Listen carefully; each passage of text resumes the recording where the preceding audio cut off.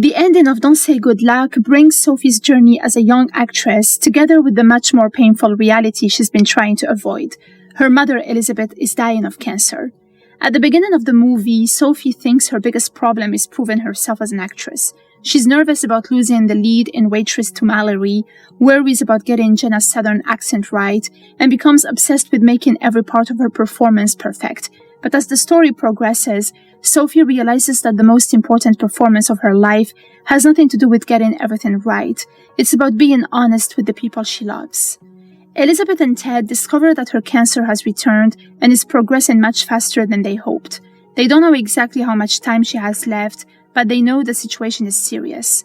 Instead of telling Sophie, Elizabeth makes a decision that she believes is protecting her daughter. She knows how much Waitress means to Sophie. Elizabeth is afraid that if Sophie learns how sick she really is, she'll abandon the production to take care of her, and Elizabeth doesn't want that. She wants Sophie to have something that makes her happy. The tragedy is that Sophie already knows something is wrong because she overhears conversations between her parents. Ted's habit of accidentally calling her only makes things worse because Sophie keeps hearing pieces of conversations she was never supposed to hear. So while Elizabeth believes she's protecting Sophie, Sophie is left feeling confused, excluded, and betrayed. That finally comes to a head when Elizabeth secretly watches the dress rehearsal. Sophie performs She Used to Be Mine, but Elizabeth becomes sick and calls for Ted. Sophie is furious that her mother watched without telling her and demands the truth. Elizabeth finally admits, I'm not gonna make it. That is the moment everything changes. Sophie is no longer a daughter being protected from an uncomfortable truth. She finally understands that she's going to lose her mother. The song becomes the emotional center of Sophie's story. Earlier, Miss Parker tells Sophie that she isn't connecting emotionally with the song. She gives Sophie an assignment, talk to Elizabeth about what it was like being pregnant with her. That conversation seems like acting preparation, but it becomes much more important. Elizabeth tells Sophie about being pregnant, her fears, her sickness, and the excitement surrounding her birth. She even remembers listening to Fleetwood Mac while she was pregnant. Those memories give Sophie a personal connection to Jenna. But after Elizabeth reveals that she's dying, the song takes on a different meaning. Sophie is no longer pretending to understand someone who's experienced motherhood, regret, and change. She's watching her own mother confront the end of her life.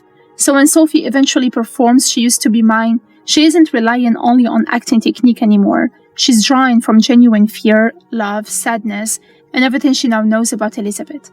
That is what Miss Parker meant when she told Sophie to stop worrying about perfection and find the emotion underneath the performance. After learning the truth, Sophie doesn't want to continue. She tells Elizabeth that she doesn't want to perform without her, and even wonders why she spent so much time working on the show when her mother was so sick. But Elizabeth understands something Sophie doesn't yet. She doesn't want Sophie to stop living because she's dying. Elizabeth has spent the entire movie trying to make sure Sophie continues doing the thing that makes her happy. She remembers Sophie performing as a little girl and explains that she'd always been searching for something that would truly light her up. She found it in performing. Elizabeth's message is that losing someone you love doesn't mean you have to lose yourself too.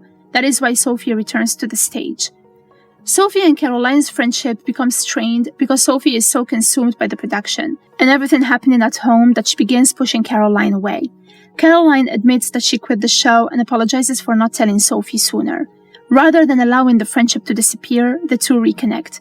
Caroline makes it clear that she's still there for Sophie, even though she is no longer part of the production. This matters because Sophie has spent so much of the movie thinking that she has to handle everything herself. Caroline reminds her that she doesn't. Elizabeth calls Linda and asks her to come to the show. Elizabeth understands that Sophie shouldn't have to face this period of her life surrounded by arguments and unfinished family relationships.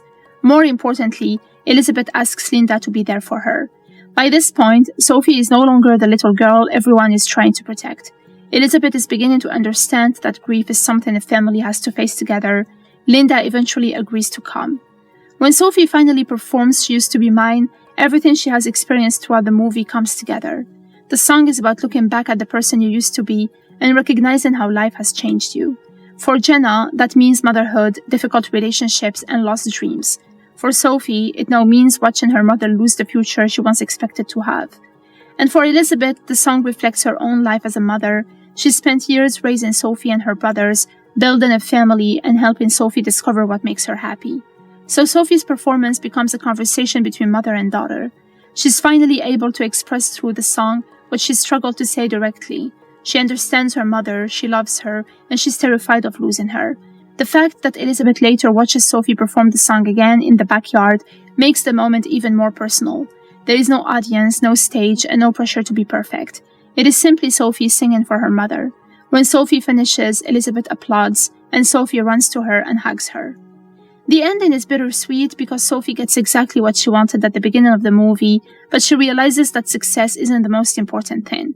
She gets the lead role, she becomes a better performer, she discovers how to connect emotionally with a character, and she discovers what truly lights her up. But she also has to accept that her mother may not be there to watch her grow up.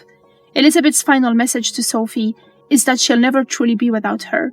Even after Elizabeth is gone, the memories, lessons, music, and love she gave Sophie will remain part of her. That is why the movie ends with Fleetwood Mac's Silver Springs. Earlier, Elizabeth had talked about listening to Fleetwood Mac while she was pregnant with Sophie. Bringing that music back at the end connects Sophie's entire life to her mother's memories of raising her.